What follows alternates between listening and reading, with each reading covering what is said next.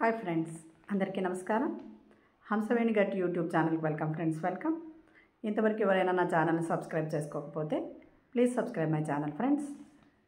మరి ఈరోజు మనం దేహమే దేవాలయం అనే కాన్సెప్ట్ గురించి తెలుసుకుందాం. దేహమే దేవాలయం, అందులోని జీవుడే సనాతుడైన భగవంతుడు. కాబట్టి అజ్ఞానాన్ని తొలగించి సోహంభావ బుద్ధితో, అంటే పరమాత్మ నేనే అనే భావనతో ఆయనను మనం పూజించాలి అని స్కందోపనిషత్తు చెబుతోంది. అయితే పరమాత్మ తాలూకు దేహమే దేవాలయం అంటోంది శ్రీకృష్ణ సంహిత.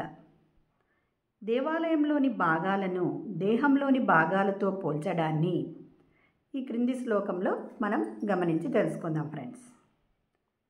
గర్భగేహం శిరస్త్రోక్తం శిఖాశిఖర ముచ్యతే, నాసికా శుకనాని స్వాత్ అంతరాలగలం స్మృతం, త్యమండపం దేహమిక్త ప్రాకారం కరవుచ్యతే, గోపురం పాద ఇత్యుక్తం దేవస్థానం ప్రకద్యతే అని ఈశ్వర సంహిత మనకు చెప్పింది ఫ్రెండ్స్.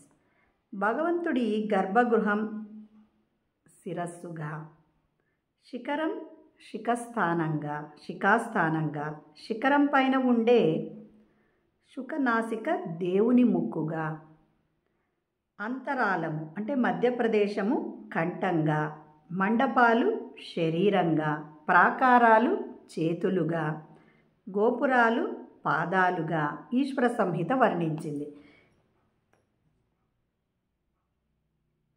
కొద్దిపాటి తేడాలతో మరికొన్ని ఆగమాలు కూడా ఈ విషయాన్ని తెలిపాయి.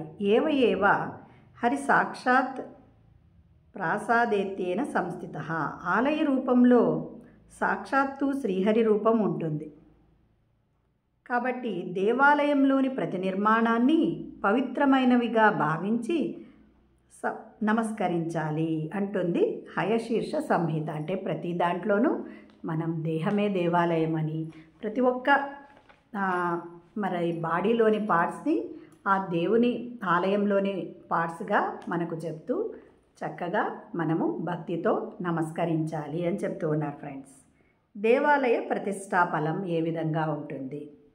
దేవాలయాలను నిర్మించడము, వాటిలో విగ్రహాలను ప్రతిష్ఠించడము, నిత్య నైమిత్తిక బ్రహ్మోత్సవాది కార్యక్రమాలు, ఇవన్నీ పూర్వకాలంలో ఎవరు చేసేవాళ్ళు? రాజు లేదా రాజప్రతినిధి ప్రత్యక్ష పర్యవేక్షణలో జరిగేవి. ఉత్సవాలు అవిచ్ఛిన్నంగా జరగడం కోసం మరి రాజులు ఏం చేసేవాళ్ళు అంటే ఎన్నో ధనరాశులను, మాన్యాలను ఆలయాలకు వాళ్ళు సమర్పించేవారు. అయితే అదంతా ఏమీ గతం, అంటే ఇప్పుడు రాజులు వాళ్ళందరూ లేరు కదా. ఆధునిక కాలంలో రాజులు, రాచరిక వ్యవస్థ అంతరించిపోయింది. ఇప్పటి కాలంలో భక్తులు ఒక కూటమిగా ఏర్పడి తమ తమ ప్రాంతాలలో కొత్త దేవాలయాలని నిర్మిస్తున్నారు. అంటే పాత దేవాలయాలు అవి జీర్ణోద్ధరణ అయినప్పుడు వాళ్ళు కొత్తవి నిర్మిస్తున్నారు. ఉత్సవాల నిర్వహణ లాంటివి కూడా వాళ్ళే చేపడుతున్నారు. దేవాలయాల నిర్మాణం చేసిన వారికి, అందులో పాలు పంచుకున్న వారికి కలిగే పుణ్యఫలాలను వివిధ ప్రాచీన గ్రంథాలు, అంటే ఎన్నో, ఇప్పుడు చూడండి మనకి ఎన్నో సంహితలు చెప్పారు అన్ని వేదాల్లోవి, అన్నింటిలోనూ అన్నిటినీ స్థాపిస్తే పుణ్యం వస్తుంది అని చెప్తూ ఉన్నారు. దేవాలయాల నిర్మాణం గొప్ప పుణ్యకార్యమని, ప్రతిమను కూడా ప్రతిష్ఠించి నిర్మిస్తే మరింత పుణ్యఫలం కలుగుతుందని, సుఖశాంతులు లభిస్తాయని, పాపాలు తొలగిపోతాయని, మన అభిష్టాలంటే కోరికలు నెరవేరుతాయి అని, పవిత్ర యజ్ఞ ఫలాలు, సకల పుణ్యతీర్థాలలో స్నానం చేసిన ఫలము, అన్ని దానాలు చేసిన ఫలము కలిసి లభిస్తాయని అపరాజిత పృచ్ఛ, ప్రాసాద మంజరి, పురుషోత్తమ సంహిత లాంటి గ్రంథాలు చెప్పాయి. ఐశ్వర్యము, విజయము, పుణ్యఫలము, ఆయుష్షు, ఆరోగ్యము, సర్వశత్రుక్షయము, సర్వోపద్రవ నాశనం, ఇహలోక సౌఖ్యం, అనంతరం మోక్షం పొంది భగవంతుని సాయుధ్యం లభిస్తాయని కపర్జీ సంహిత, ఆలయంలోని ఏ భాగాన్నైనా భక్తితో ప్రీతితో స్మరిస్తే భగవంతుడు సామీప్యాన్ని పొందుతారని సమృతార్చనాధికారం అనే గ్రంథం, కలపశిల, లోహం, మట్టి లాంటి ద్రవ్యాలలో ఆలయ నిర్మాణం చేసిన వారు అనంత పుణ్యఫలాలు పొందుతారని, ప్రతినిత్యం యజ్ఞం చేస్తే ఏ ఫలితం లభిస్తుందో దానికి సమానమైన ఫలం లభిస్తుందని, తాము మాత్రమే కాకుండా పూర్వీకులు, తదుపరి తరాల వారు సద్గతి పొందుతారని భృగు మహర్షి విరచితమైన ప్రకీర్ణాధికారం స్పష్టం చేశాయి. ఈ విధంగా మన మహర్షులు అందించి ఆగమాలు, శిల్పశాస్త్రాలు దేహమే దేవాలయం అని పేర్కొంటూ ఆలయాల విశిష్టతను అంటే గొప్పతనాన్ని, ఆలయాలు నిర్మించే వారికి, దానికి సహకరించే వారికి లభించే పుణ్యఫలాలను వివరించాయి. ఆలయాలు సర్వతోముఖాభివృద్ధి సాధిస్తే ధర్మం వికసిస్తుంది. అన్ని కళలకు నిలయమైన ఆలయం సకల జగతిని సస్యశ్యామలాలను అంటే అవన్నింటినీ మనము ఆలయాలని చక్కగా మనము చేస్తే ధర్మం కూడా వికసిస్తుంది అన్నమాట భూమిపైన. అన్ని కళలకు నిలయమైన ఆలయం సకల జగతిని సస్యశ్యామలంగా ఉంచుతుంది. అంటే అంతేకాకుండా ఈ ప్రపంచాన్ని కూడా ఎంతో సస్యశ్యామలంగా ఉంచుతుంది. అంటే ఒక గుడిని ప్రతిష్ఠించడం వలన ఎంతోమంది అంటే పాత పూర్వీకులు కూడా సద్గతి లభిస్తుంది. నిర్మించిన వారికి, దానికి దోహదం చేసిన వారికి ఎన్నో పుణ్యఫలాలు లభిస్తాయని, ఎన్నో జన్మల పుణ్యఫలం లభిస్తుందని చెప్తూ ఉన్నారు. అంతేగాని వాటిని దోచుకుంటే మనకేమీ రాదు ఫ్రెండ్స్.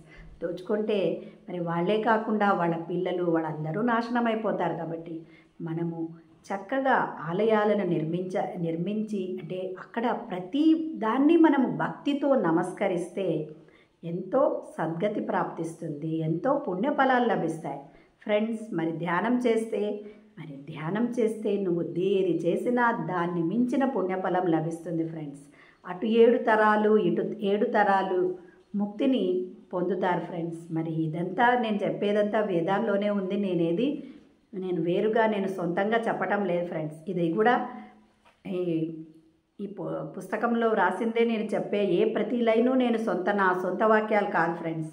ప్రతిదీ ఈ పుస్తకంలో ఉన్నదే నేను చెప్తూ ఉన్నాను. నేను కొత్తగా ఏది చెప్పటం లేదు ఫ్రెండ్స్. ధ్యానం చేయడం వలన మరి మనము ఈ పితృపక్షాల్లో ఎంతో పిండ ప్రదానాలు అవన్నీ కూడా చేస్తారు.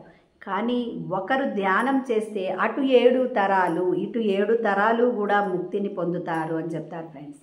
కాబట్టి అంత గొప్పది ధ్యానం ఫ్రెండ్స్. కాబట్టి చక్కగా అందరూ ధ్యానం చేయండి. మరి ధ్యానం చేయడం ఎలా అంటే వేళ్ళలో వేళ్ళు పెట్టుకోవడం, సుఖాసనంలో కూర్చోవడం, పైన కూర్చున్న వాళ్ళైతే కాళ్ళు 2 క్రాస్ చేసుకోవడం, మరి మన సహజమైన శ్వాసను గమనించడమే ధ్యానం ఫ్రెండ్స్.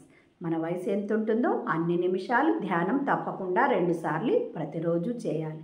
ఎప్పుడైతే మనం ధ్యానం చేస్తూ ఉన్నప్పుడు మన ఆలోచన రహిత స్థితి ఏర్పడినప్పుడు ఇక్కడ బ్రహ్మరంధ్రం అని ఉంటుంది ఫ్రెండ్స్. దాని ద్వారా మరి ప్రతి చోట కాస్మిక్ ఎనర్జీ అనేది ఉంటుంది. అది మన బాడీలో ప్రవేశించి మన నాడులను శుద్ధం చేసి మన రోగాలను వెళ్ళగొడుతుంది, మన కర్మలను తొలగిస్తుంది.